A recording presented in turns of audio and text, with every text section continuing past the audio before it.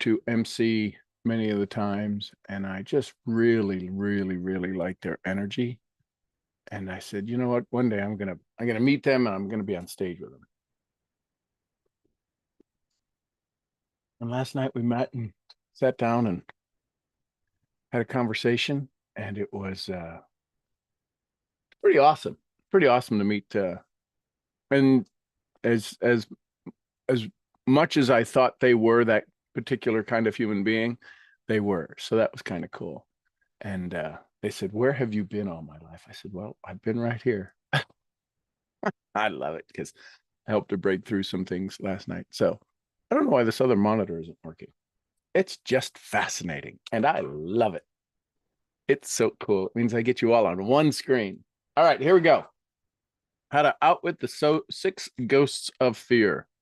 So, fear of criticism. That's where we're starting. Fear of criticism. Let me take that up just a little bit. And yeah, that's good for now. The fear of criticism, just how man originally came by this fear, no one can state definitely. Yet one thing is certain. He has it in a highly developed form, fear of criticism. Think about that for a second. Think about our fear of, and maybe you're not afraid of animals.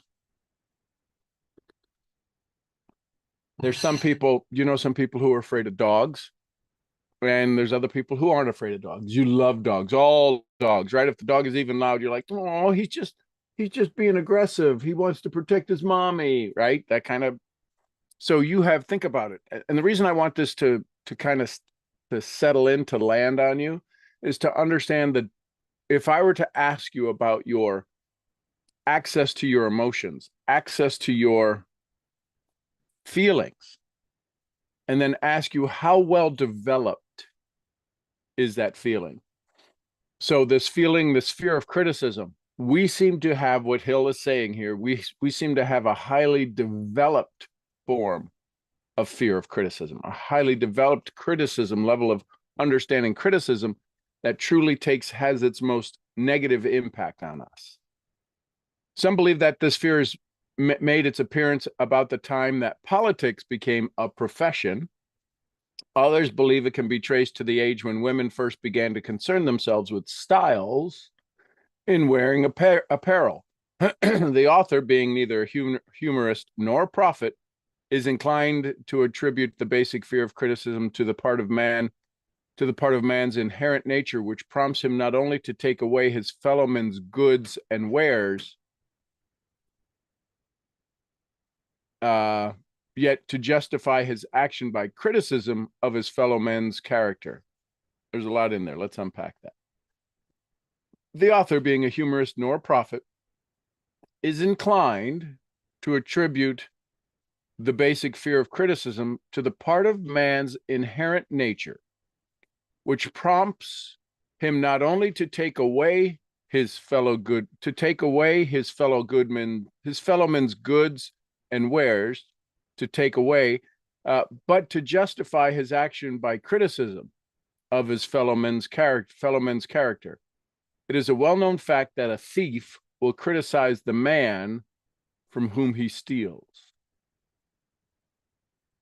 That politicians seek office not only by displaying their own virtues and qualifications, but by attempting to besmirch their opponents.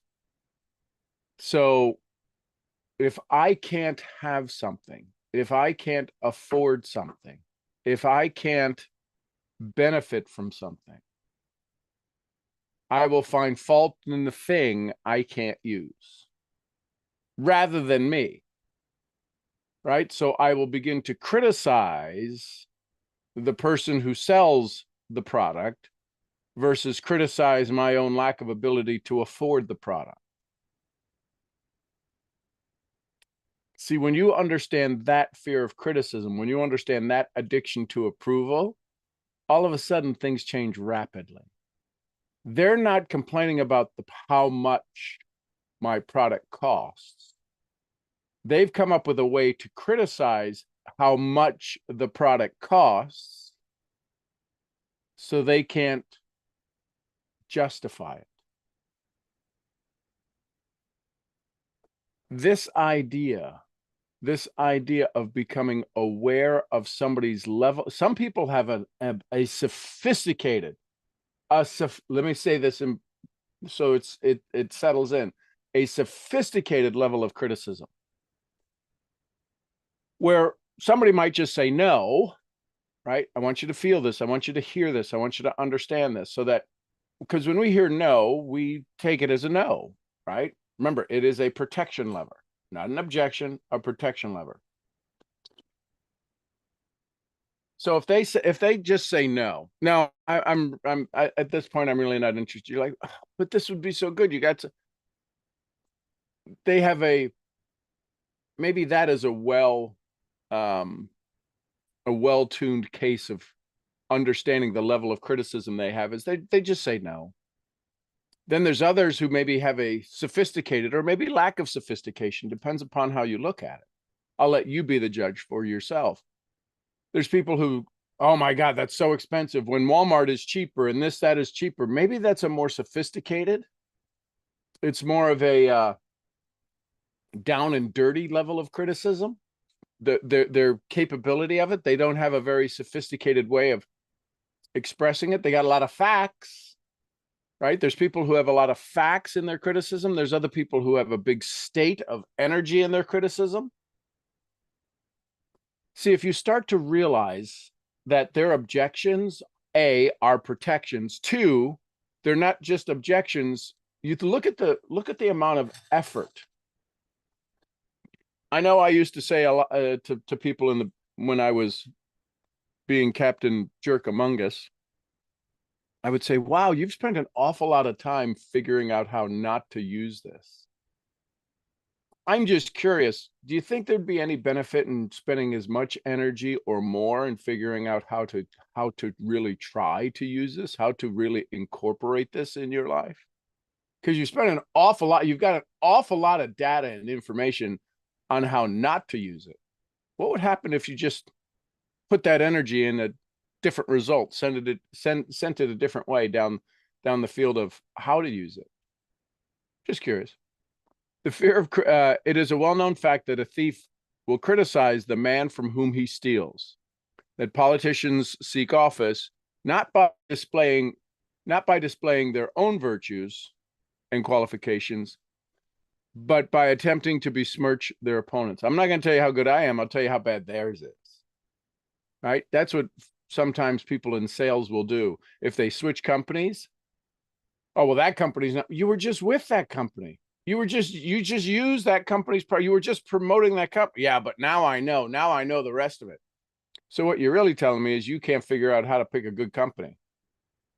Anyways, the fear of criticism takes on many forms, the majority of them which are pretty trivial. Bald-headed men, for example, are bald for no reason other than their fear of criticism. Are bald for no other reason than fear of criticism.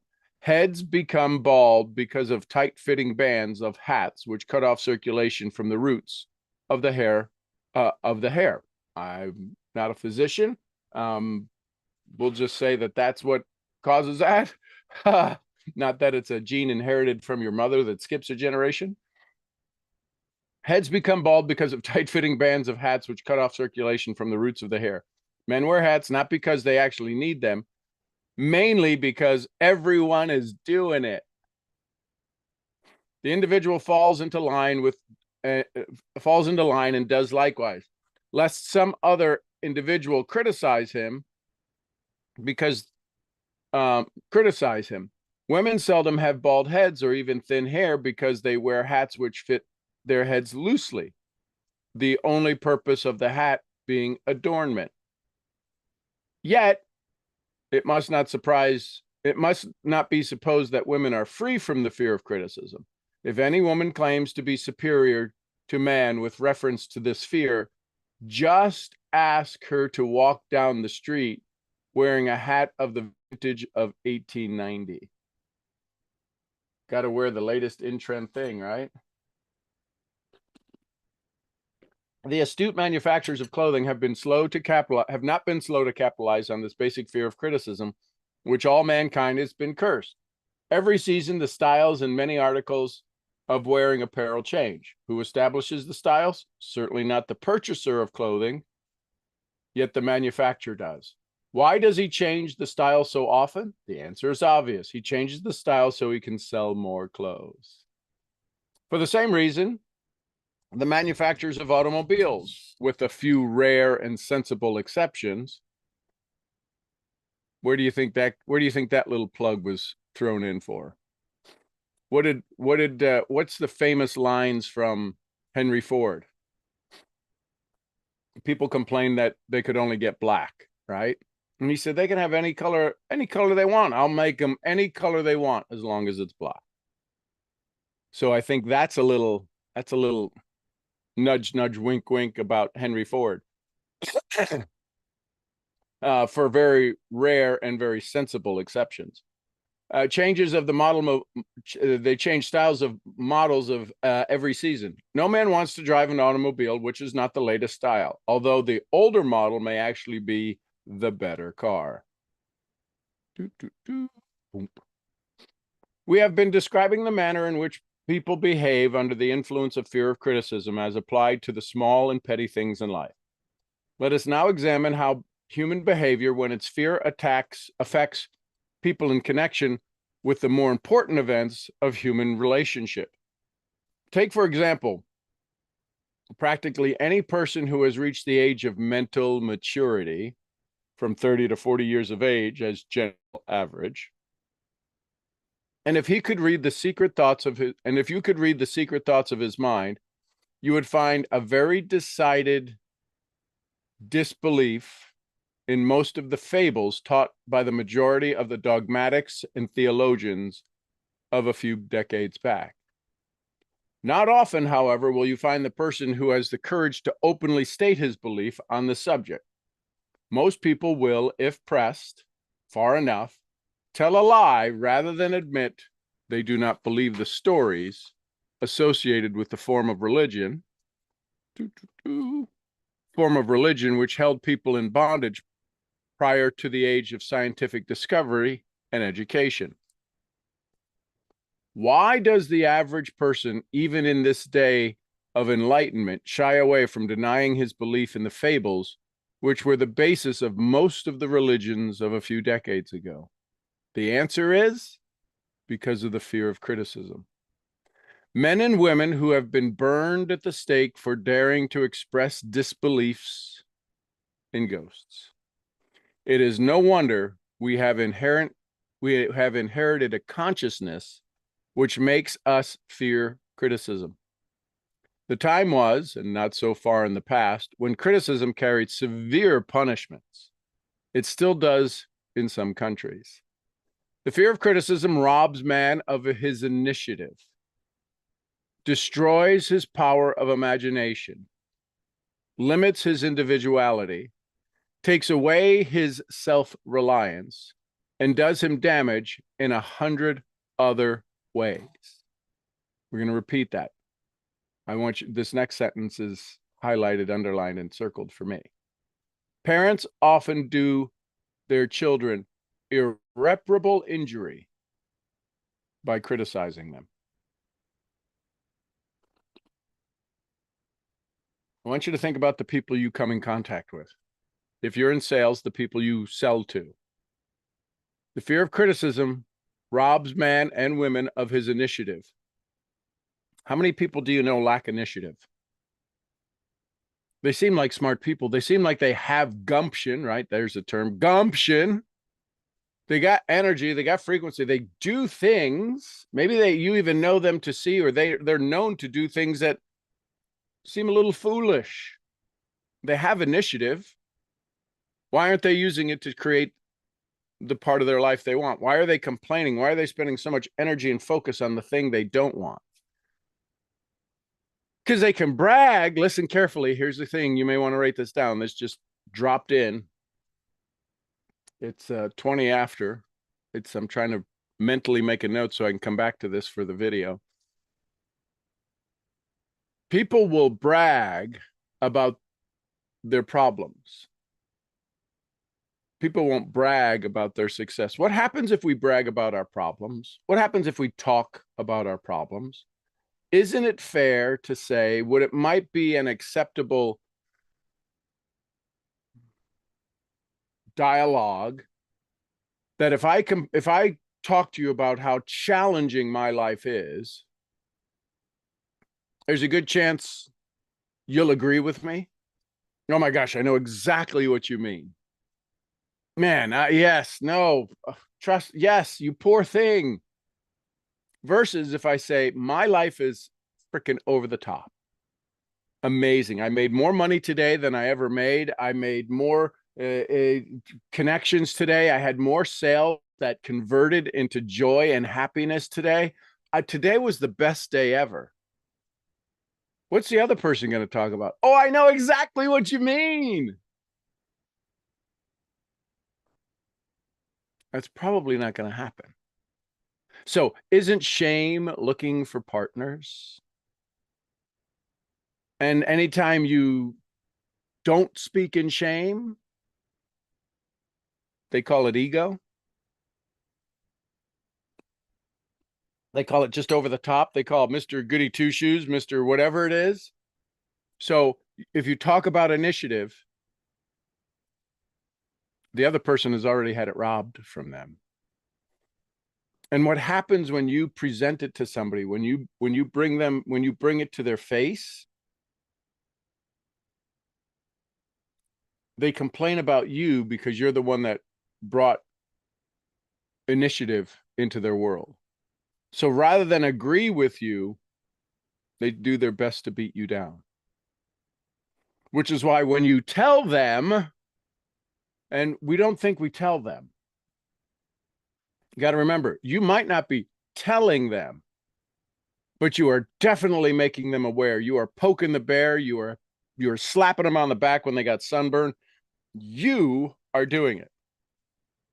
And because of the way, right, this is a Wayne Dyer moment, change the way you do things and the things you do will change, right? He says, look, I'm saying do right now. And if you do it different, they will see it different. Yet because we're told things like go for no, what do we get? We get no's. So if you show them they are having a lack of initiative, they will want to rob you of those phrases, of that energy, of that frequency. And what they found is that if they object you, if they give you objections that they know you might not answer, that's a sophisticated level of objections.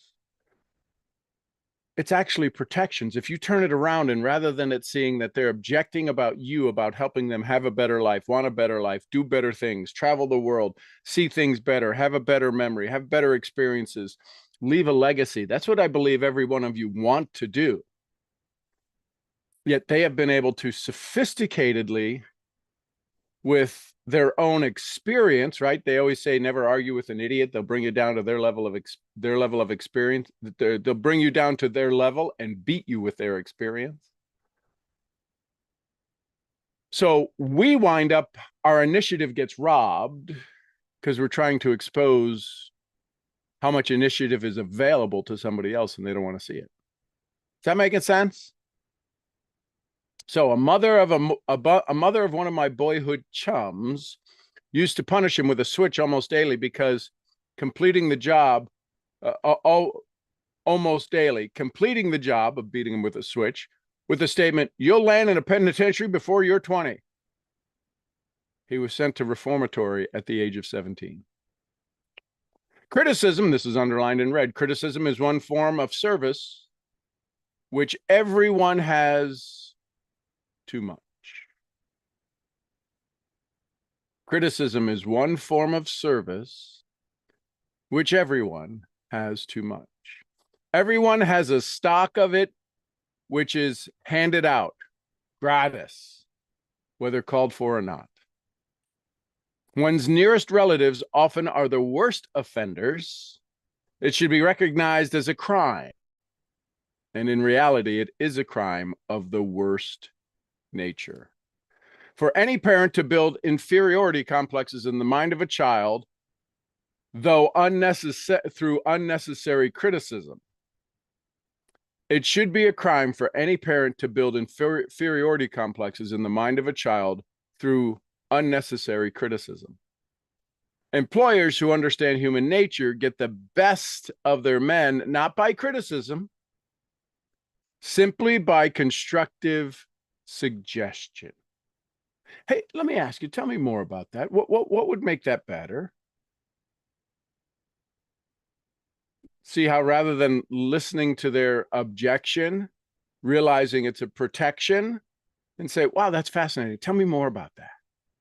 Oh, well, I was waiting for you to argue. I was ready for an argument. I don't know. Well, let's see if we can dig to the bottom. Let's see if we can get to the bottom of that and find out where that foundation is. Let's see how we can enhance that answer. Is that answer the best answer you'd like to have? Well, no. Okay, let's go see. Do you think there's a better answer? Yeah. Is it okay if we go look for it? Yeah. Starting to see how questions, you're not asking questions to make them little. You're asking questions to make them bigger. Now, you can ask, this is why you got to promise to use this for good. You can ask them questions that will make them feel smaller than a speck on a flea's wing. Parents may accomplish this same result with their children by offering constructive suggestions. Criticism will plant fear in the human heart or resentment. It will not build love or affection. I can promise you, when you understand that statement, and you see people who are a little aggressive, you see people who are a little pushy, people who are a little want to be right, I can tell you their childhood was fascinating. That's how we all got programmed by somebody, by something, by some part of society. You can pretty much guarantee that no one who is a pain in the tuchus woke up one morning and said, I'm going to be a pain in the ass. I'm going to make everybody feel bad. I'm going to make everybody feel like they're not good enough. I'm going to make everybody feel like they can't do anything. And I'm just going to lie my ass off. They did not wake up that way. That has become a personality that they are expressing into their personal reality. And that's how they get attention. They only know that form of attention. Just like a dog. If a dog only knows that it's going to get beaten, it doesn't know what love. You show up and you want to love it. It only knows that you're going to beat it. It's only guaranteed that you're going to beat it if a dog has been beaten, right? So here's the symptoms of the fear of criticism. This fear is almost as universal as the fear of poverty, and it affects are just as fatal to personal achievement. Push that back there. Okay, there we go. Let's see. I guess I can tip that up just a little bit more. Just as fatal to personal achievement, mainly because the fear destroys initiative and discourages the use of imagination. Imagination. The major symptoms of fear are self-consciousness, generally expressed through nervousness, timidity in conversation, in a meeting, and in meeting strangers, awkward movement of the hands and limbs, and shifting eyes.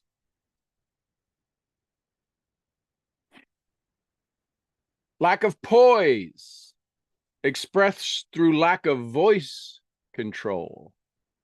Nervous in the presence of others, poor positive posture, and poor memory. Why would it be so hard to remember something? Why would it be so hard to remember somebody's name? Do you know why that's one of the biggest challenges? That's why I teach memory of how to remember people's names. Is if you want to double your income, improve your memory just a little bit, just improve your memory just a little bit to remember people's names. You remember people's names, people fall in love with you. People want to do business with you because of the way you make them feel. So if you know somebody who doesn't like to go out and meet strangers, is uncomfortable in meeting strangers, who has no voice control, think about that. Lack of poise. Voice control. when you get in a situation? Do you start talking really fast, really fast, really fast, really fast, really fast, really fast? And is that your pattern? Is that how you always talk really fast? Is that how you order a burger? I want to, and nobody can understand you. Do you get really soft where people can't hear you? There's people I know when they get put in a situation, they talk really, really soft. They have no control. They have no poise over how they express themselves. Personality, lack of firmness and decision. I don't know. I don't know. I don't know. I don't know. I don't know. Personal charm.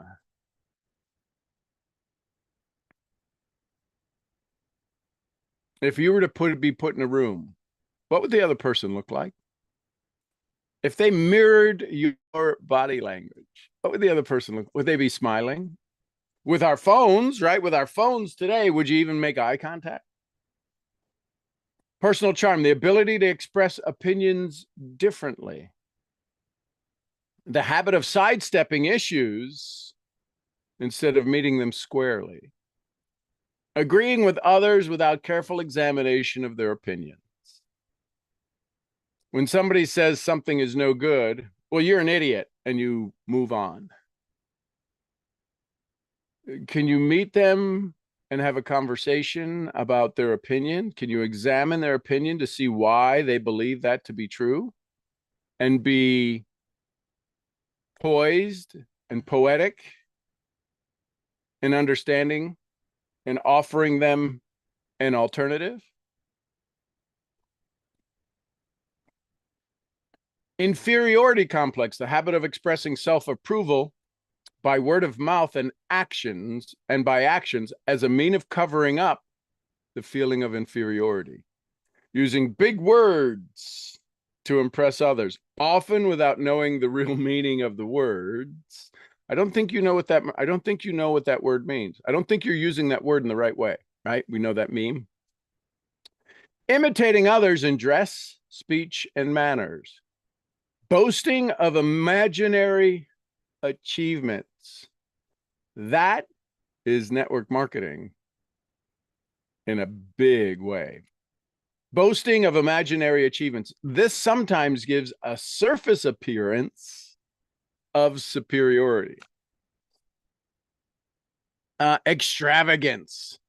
The habit of keeping up with the Joneses, spending beyond one's income. Lack of initiative. Failure to embrace opportunities for self-advancement. Fear to express opinions. Lack of confidence in one's own ideas. Giving evasive answers to questions asked by superiors. Hesitancy of manner and speech, and deceit in both deceit in both words and deeds. It'd be me. And then last one, lack of ambition, mental and physical laziness, lack of self-assertion, slowness in reaching decisions, easily influenced by others, and flattering them to their faces. The habit of criticizing others behind their backs and flattering them to their faces. The habit of accepting defeat without protest. Accepting defeat without protest. How many people do we know do that? Accept defeat without a protest. To change that. Suspicious of others without cause, lacking the tactfulness in manner and speech, unwillingness to accept blame for mistakes. And we will end there. Let's put the little sticky note back. Where's that at? There it is.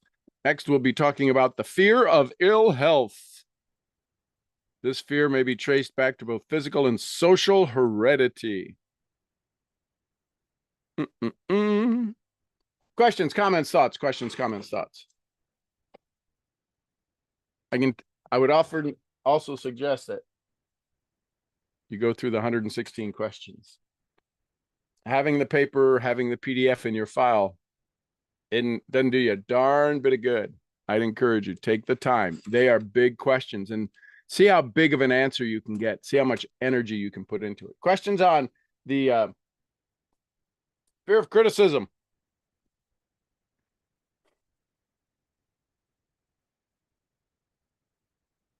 Good morning, Mr. AJ. Good morning, an hour earlier than usual, by the way. Oh, why? The clocks change? Yes, we moved clocks the other night here. Oh, For this week, I'm gonna hang out with you at noon sharp, Oh, wow. Awesome. as opposed to 1 p.m. Talking about fears, I happen to know someone that has some fears, Do and you? I wanted to say thank you just once again, and express my gratitude for yesterday. Was that valuable? Oh yeah, that was. I saw her. Started thinking about it, which is good because we talked about if you agree. I think that talking about all this stuff, it kind it's kind of like a prerequisite for you to become aware that there's something wrong, and she's at that stage, which is stage 0, I guess. Yep. One. So that made me happy to a certain degree that she was aware and she became aware that stuff is going on, which is not serving her. And then, funny how that works. Funny how that works. The guy upstairs is a real funny guy. We were talking about it, and I went on and on and on and on and on with I mean I pulled out quotes and lessons and lectures out of my behind, everything I could think of just in the moment. And I saw that she understood it, but she didn't hear it. And then she said, "Well, what do you do with Sean?" She asked me actually, "What do you do with Sean?" And I said, "Well, because all of my family, by the way, they think that you're my life coach or whatever, like one of those things on Instagram." Right. I said, "No, that's not the case." And then my brother and my dad are like, "Well, what does he do for you?" I'm like, "Well, he just he talks to me from time to time."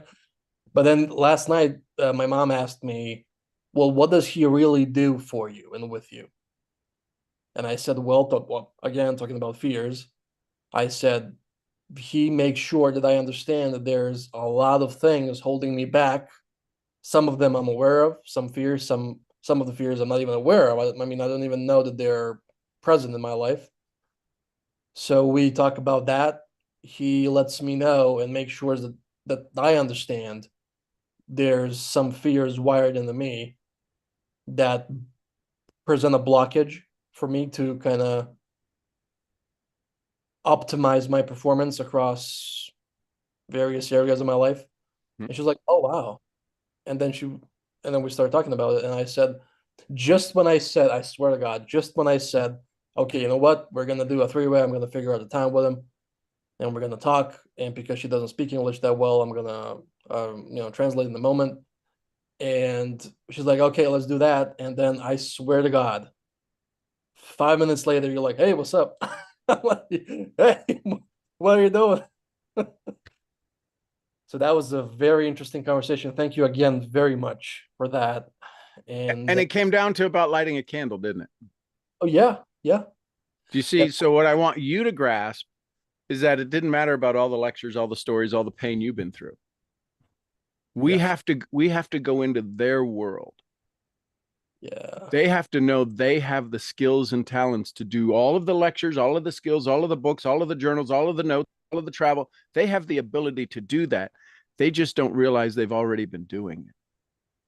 So when we talk about the things, when we talk about our network marketing company, when we talk about our skills, when we talk about our talents, when we talk about our upline, when we talk about our comp plan, they ain't got a clue. And so the more we present to them things they don't understand, a scared mind does what? Stops. So in that simple dialogue, we talked about a candle. Black there, yellow over here. Wow, that's if that's not a limiting belief wall set up, I'm not sure what is. yeah. Right. And the great news was is I didn't know that the Saints color was that. No, Yet that's the color of Saint the kid. the candle was, right? That Saint Patrick, whatever his name was, is that's the color of the candle. That it's same kind of, we're dealing with vagueness in such a degree.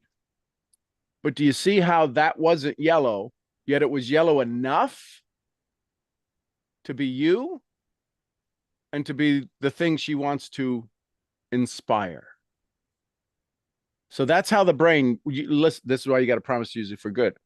Kind of yellowy, orangey. It was far from yellow. If somebody said yellow, they go, that's not really yellow. But it was yellow enough for the story.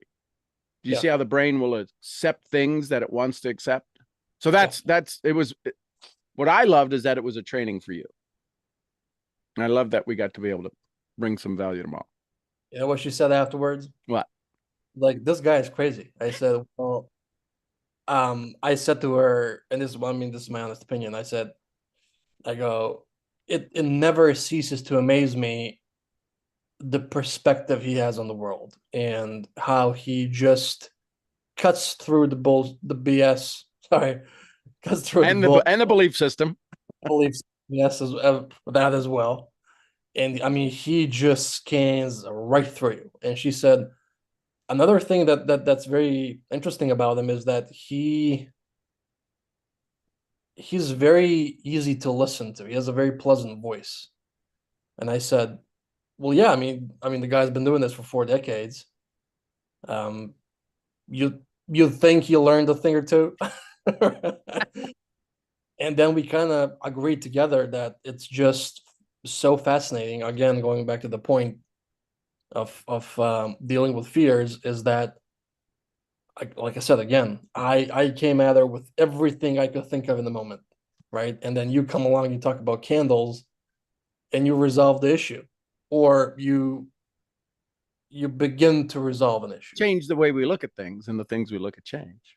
And no matter how many times I've told her in the hour prior to that, change it. We'll look at things look at change it, and change this and change that, and then if you want to do this and you want to do that and so on and so forth.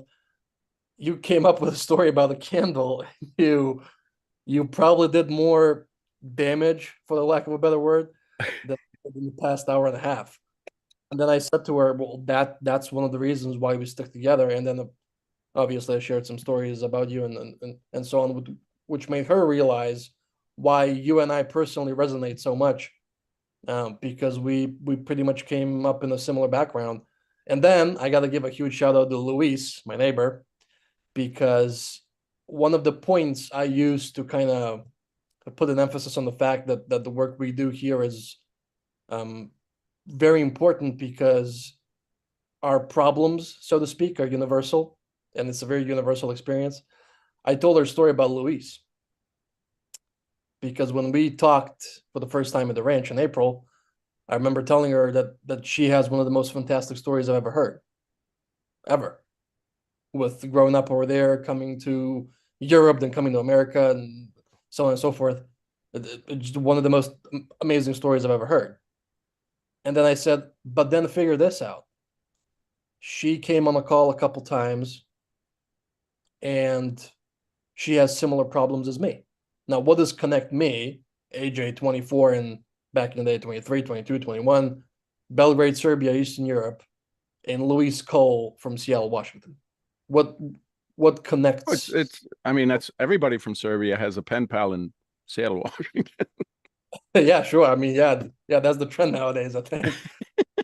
And I said to her, well, what makes us similar is the universal experience we have. And then she was like, oh, okay. So this came after the conversation we had.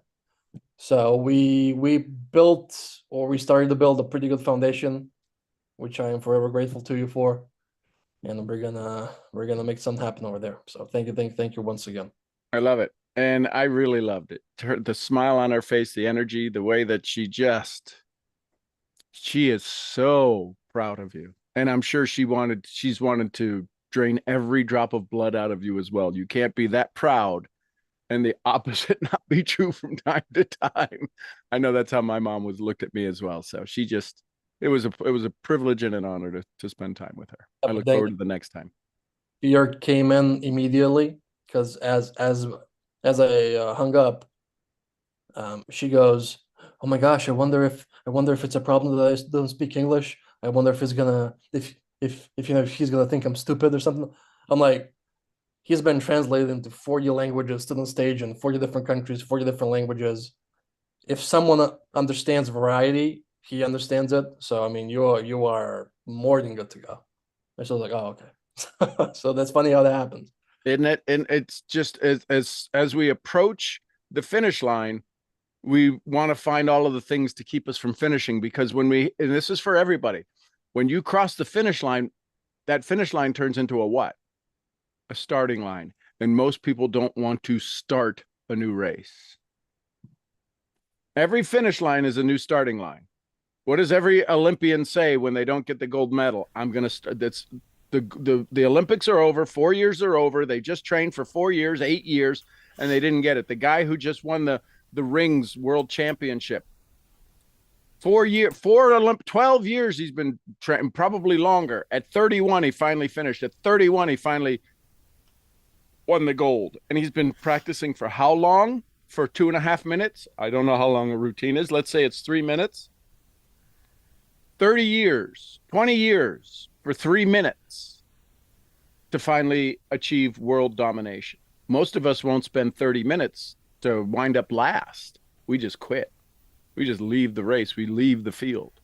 So that's the challenge when you're having a conversation with somebody, a prospect looking to convert them, somebody who's in sales looking to go to the next rank, is that if they leave this rank, once they arrive at this rank, that is the new start. That is the finish line to get to the rank, and the new starting line is all of the new work that they need to become. Bonus. That's why most people quit. That's why most people repeat over and over. Oh my God, you've been doing this for how long? I don't want to finish this. If I finish this, I got to start a new race, and I don't want to start a new race. I don't know where the line is. The line is as soon as you cross the finish line. If you decide today, if every one of you decided today, right now, in this moment, decided today, right now, in this moment, decided that I am going to do better, worse is now the finish line. You just crossed over the finish line to having a worse day. And when you decide to have a better day, it is a new starting line. Everything is different. A new clock starts. A new race starts. New rules start. New audience starts. What's past the finish line? Everybody who wanted to see you finish. If you start the new race with that, nobody is there. Start helping you start. They're like, oh, congratulations. You did it. You did it. You did it. So love it, love it, love it. Hey, good morning, Silka.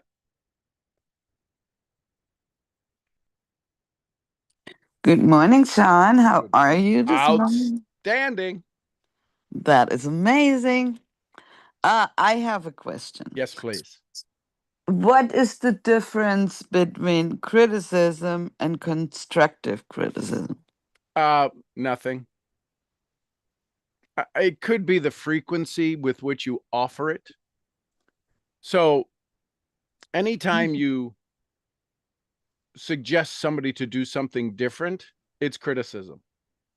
The reason we call it constructive criticism is because I can build something with it.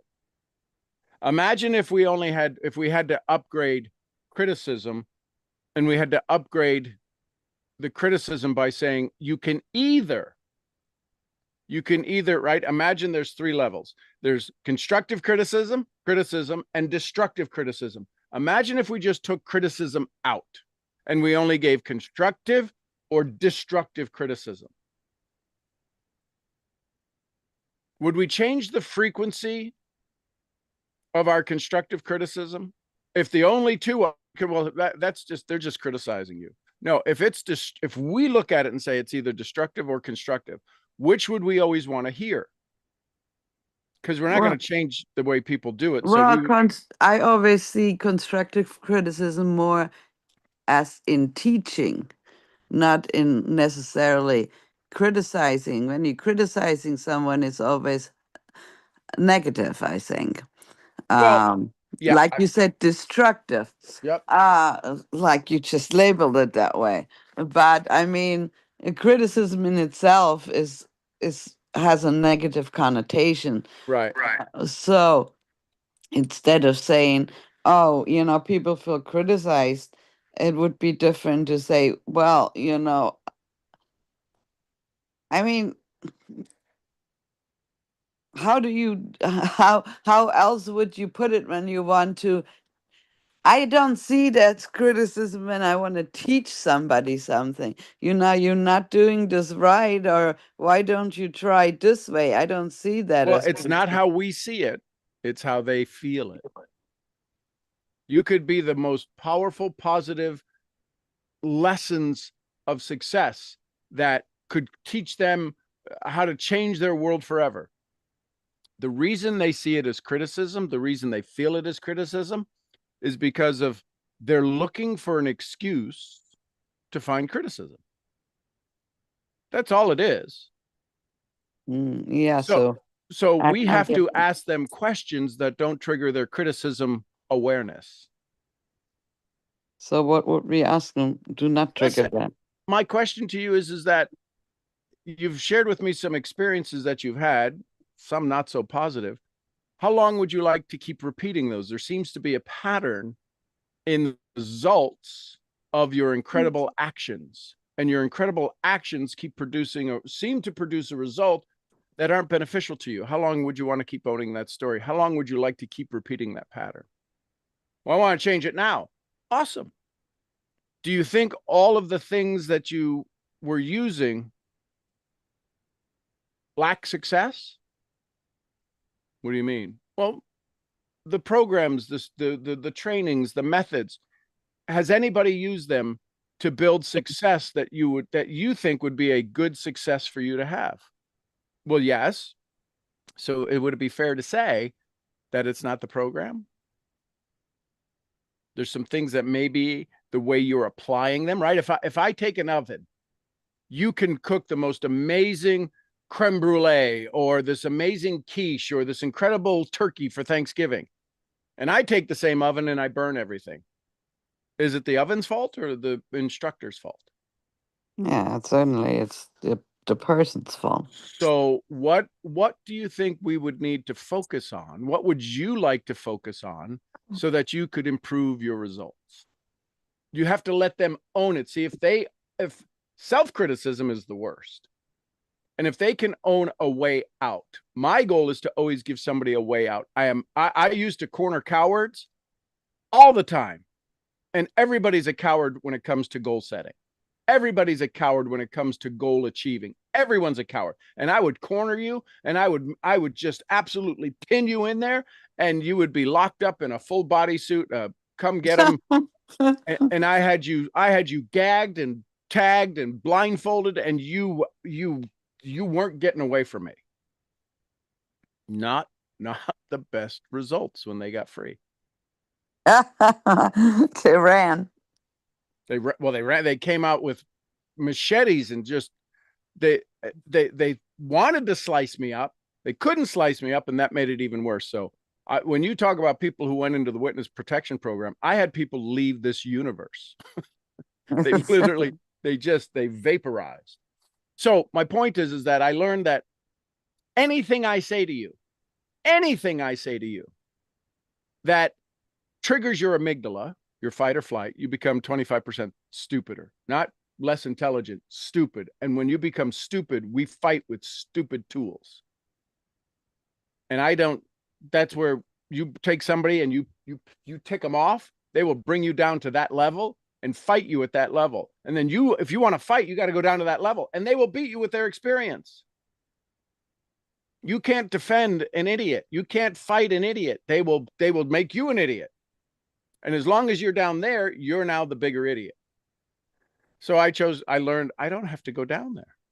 How long would you like to stay down there? I've got the rope, I got the ladder, I got an elevator, I got 1,000 different ways for you to get out of that pain. What would you like to do? They had to decide to leave it. When we offer somebody something new, right? What were we told? What were we told when we were little? Don't take candy from strangers. Isn't it what we're about to offer you? Something sweet, something enjoyable, something that would make you happy, something put a smile on your face if you figure out how to create some residual income. We're offering you the candy of the business world. Don't take candy from strangers. That's wired into us. Don't talk to strangers. When you become somebody who's successful, listen carefully. This is going to make you all go, oh, when you talk to somebody who's become successful, somebody who has something different, they don't recognize you. They don't recognize this identity of wellness, of travel, of success, of trading, of fill in the blank, whatever it is you do. So you have now become a stranger they are programmed to not talk to. That's why we talk about build rapport. Why do I need to build rapport with somebody who wants what I got? Well, as soon as I show them I have what they want, they resist it and come up with 1,000 ways to make me the evil person. I just figured out a way that they can't ever make me the evil person. And that's by asking them questions. How would you like to begin? The second I start spitting something out of my mouth, it's criticism. But you're talking about your company and the 5 ways your company is successful. You're talking about your incredible leadership and your incredible sponsorship and your team and the success, the 20 years of success the company has. Criticism, that's all stupid stuff. That's I can criticize it because I don't know it. How would you like to begin? You can't criticize if you run the show. I'm running the show, but I think you know, those cars, like driving cars, I put them in the passenger seat and said, you're driving. And they're like the little kid who's got the fake steering wheel. Vroom, vroom, vroom. And all I'm doing is driving them around where I want them to go. Oh, you like to take a left up here? Okay, let's take a left. Where would you like to go next? You're doing such a good job driving. Where would you like to go next? Oh, I'd like to go over there. Oh my God, you're doing so good. That's like you speak to small children. They are a small child. How old are they in your profession? 0 years old. In your profession, not all of the day schools. What do you call day schools? Daycare places they've been to. Your daycare is different. Your daycare is the Silke Carpenter Daycare Center that has German with an influence of German and Wiener Schnitzel and va-da-da-da-ba-da-ba-da-ba. Yours is different daycare than they've ever been to. But all of the other daycares they've been to, they hated the teacher, they hated the instructor, they hated the room. And then they come to yours and go, oh, another daycare. Oh, this one's got a German flag. Oh, yeah, this one's going to be really terrible. And you're like, But you there's haven't a even big, been here. but it's very interesting. There's a big difference between my German daycare, as you should call it, and my network marketing there is. daycare, because people in my German daycare, they like for me to fix things. If they misspeak, you know, and with adults, I always ask them when I first start teaching them, is it okay to fix things when you misspeak? And yes, I've only had once that a person said no, and I'm like, well, I'm not too certain how I can teach you if you don't want to improve. So do you ask that in your business? Is that part of your getting started package when somebody finally inks the deal? Do you say, hey, listen, is it okay if I offer suggestions when I see things not going according to the formula of success in this business model? Are you speaking about my German or my network marketing? Network marketing. Do you No, say that? No, I don't say Why that. not? You said, "Ooh, I want to just shake you sometimes." What works? What works everywhere. Oh. So you say, hey, listen, I know that we're getting started. I've done German teaching for the last 600 years. And one of the things I found effective is that when my students mispronounce words, that would make sense. If somebody's learned a language and they mispronounce it, it wouldn't be good as an instructor to let them continue to mispronounce it, because when they go into the world, nobody can understand them. Would it be okay if I use the same methodology as if in this business model, if we mispronounce if we misperform the business model, it's going to produce a similar failure rate? And is it okay if we choose not to fall short of our success? And if you are misperforming, is it okay if I offer some suggestions on what I've seen others do and what I've learned over my years of experience to offer you suggestions? Now, you can go misperform it all you want. I just don't want me as your instructor to be blamed for it. So is it okay if I show you where there might be some new ways, better ways to perform the business so that it produces the results and people understand you out in the world, how successful this is?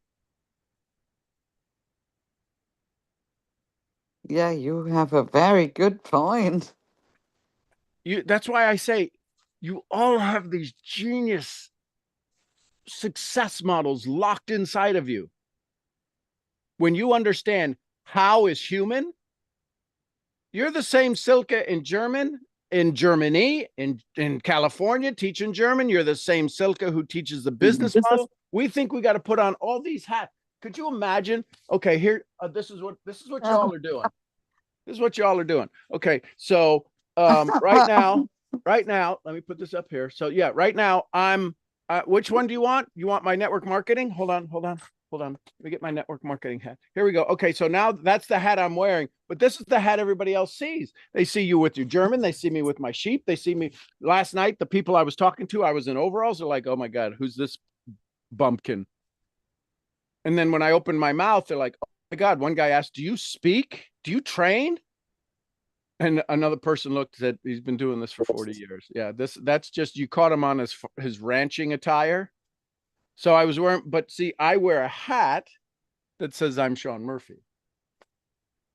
You get to know me, you get to know all of me. You get to experience me, the world speaker, the 40 languages of translation, the people working with presidents of countries and CEOs of major 50 corporations. You get all of that. You also get Anura. Oh, Nora. Right? You get all of me. You just don't get my network marketing. I don't take this. I'm not going to take the things that work over here and use it over here. Why not? That's cuckoo for Cocoa Puffs. So I would develop that language that says, hey, listen, as we're getting started, I've taught German for 20 years. I find, see, when you explain it this way, if they mispronounce it or are using a phrase wrong, what do you think happens to people who speak that language? Oh my God, they'll see. Well, they don't speak the language. They'll see him as an idiot. You know what I found is that if we misperform the things that work, everybody kind of sees us as an idiot.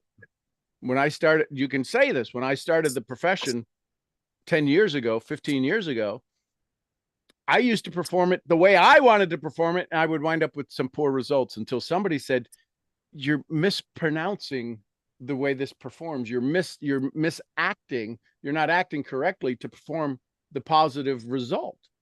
And so I adopted the new thoughts, the new way to do things, and my business changed.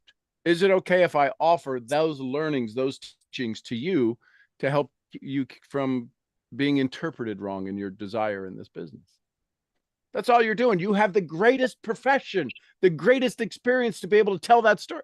I don't teach Spanish.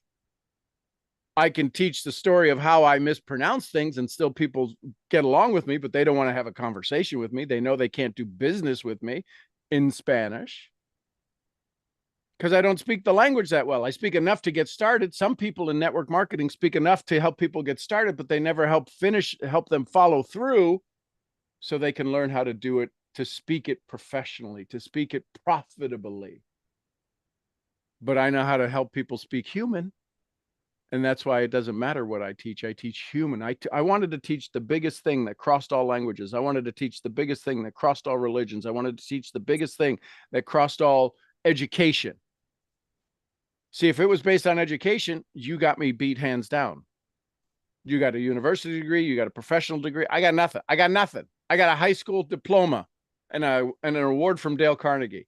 If it's education, you got me beat. I wanted to be able to speak across education. The people that were all sitting at the table last night, all 7-figure income earners. I haven't done 7 figures in a long time in network marketing. And yet they're like, where have you been hiding? Because I spoke human. I didn't speak income. I spoke human. And I spoke human at a level they've never heard somebody speak human before. So I crossed education. I crossed time of a friendship. They've known each other for decades. They didn't know me for they knew me. They knew me for 30 minutes. And that you're like, oh my God, I'm not leaving here without your number. They needed to communicate because I spoke human at a level they've never heard humanity spoken. Oh, how do you do that? You're not educated. You're probably different religion, maybe some religion. You definitely didn't grow up in the same place. How did you? Because it's human. Human is a language that is universal. It's love. And when you can speak love, that makes them, allows them, gives them a chance to love more. That's a drug. That's a drug people want more of. I want to be able to love more, do more, be more, love more what I'm about to do, love more, be more, love more. Can we have a conversation with people? That's what this book, Think and Grow Rich, is all about, is how can you love you more, working on your goals, achieving your biggest desires. And if you can love more, you got more love to give. Period. End of story. You can come up with 1,000 different ways of why the psychology and all the humanity and blah, blah, blah. It's all about love. Love or lack of love. That's it. That's everything in the universe we can put under that. Love, lack of love. Mad at dogs, lack of love. Love dogs, love. That's very simple. It's not much. I mean, we complicate the living bejeebies out of it. I don't like horses, lack of love. Yeah, but they make me sneeze. Okay, but that's a non-loving thing. Well, I find horses fascinating. The way you express it is love or lack of love. I'm looking for how do they speak? Where's their language? Is it a love language or is it a lack of love? And if it's lack of love, which is 99% of the population, my job's easy. Why do you think I can fall off a log having a conversation with somebody? And in 5 minutes, learn more about them than their best friend knows. Because I speak love. Love. I love you. It's just picture of you and Nora popped in my Yes. Oh my gosh. And That's her and her exactly. little wiggly butt coming over. That's funny. That's very funny, but very very true how you communicate things. Yes, I totally agree with you. So Thank you. and that's where you get to have a now you start speaking that way, people are going to freak out. What when you stop filling in the blanks for them and listening, they're going to be like, are you okay? What's wrong? You're not your normal self. I'm just in love. Oh, tell me about it. No, I love being with you. I really enjoy these moments of having these conversations with you. Who can argue that? They may or may not do business with you, but but I want a hell of a better chance of doing business. People do business with people they know, they like, they trust. If we're in love, you're going to know me, like me, trust me. If we're in love, if we're not, then that's your problem.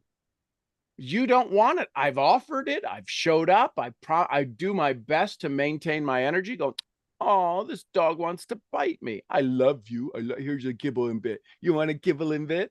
Oh, well, nobody's ever given me kibble and bits before. Yeah, would you like one? Would you like one? Okay. That's really, I mean, that's what goes through my mind is, are they on a leash? Are they on a chain? Did somebody stake them out here and forget them, which is most people, right? Somebody forgot them in their life. And then I show up and 1,000 other people have showed up and some have brought me water. They didn't bring me water a second day. They didn't show up the second day. That's why follow-up is so important. Can you follow up, bring them water again, bring them another treat? And can you break the chain enough that they stay off to the edge, right? They stay just outside your reach, but they want to watch. They want to watch. This is a place. This is a different place. I'm okay with you watching from the outside. Door's always open. Door's always open. Now you come in and you start wreaking havoc. You come in as the Tasmanian devil. You will be let go immediately. You will be evacuated from the situation quickly. I have no problem killing the loose craziness. That doesn't exist in my world. So we got to deal with that. The reason the kingdom can have an open policy is because it's like Dubai. You steal something, they're cutting your hand off.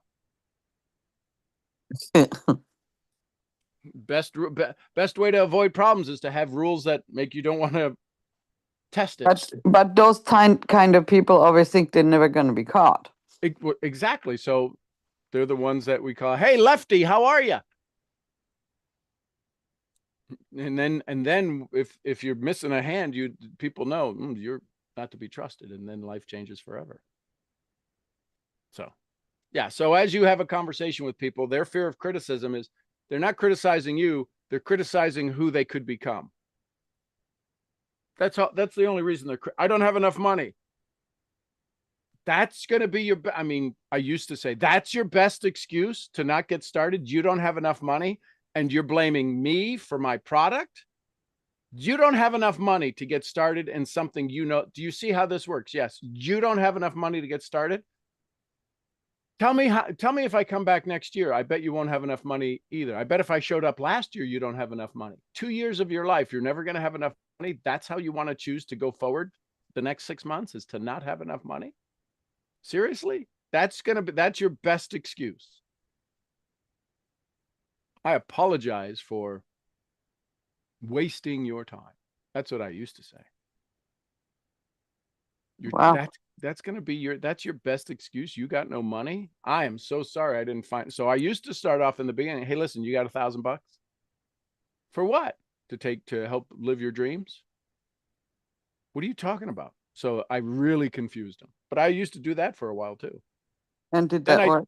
Then I realized that doesn't work either. So why don't just let them have the wheel? It came to me one time. I was watching a cartoon or something and the parent was driving, but they have the kid over there, right? You're not supposed to have the kids in the front seat. This is how old this commercial is.